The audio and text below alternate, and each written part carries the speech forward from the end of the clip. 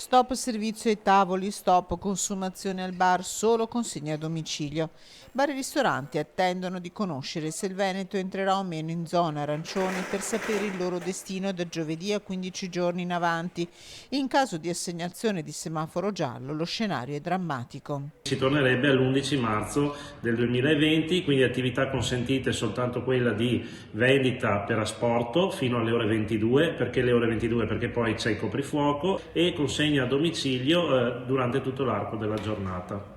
Ovviamente quest'ultima sarebbe una disposizione molto penalizzante per i pubblici esercizi che hanno già vissuto sulle loro spalle, diciamo, queste limitazioni. La consegna a domicilio e la vendita per asporto non sono assolutamente sufficienti a salvare i bilanci delle attività e anzi diciamo che comportano comunque l'aggravarsi dei costi, ma non consentono di avere dei ricavi e quindi dei benefici. Servono ristori consistenti, continuano i pubblici esercizi, che ricordano che per ogni bar a rischio chiusura ci sono 5 dipendenti che resteranno senza lavoro. Le ristori che devono essere consistenti, non le elemosine che sono state promesse e che peraltro ancora non sono arrivate, ma ristori che siano importanti come quantità e tempestivi, perché le imprese hanno bisogno subito di soldi per pagare gli affitti, per pagare i fornitori, per pagare le utenze, per pagare i dipendenti.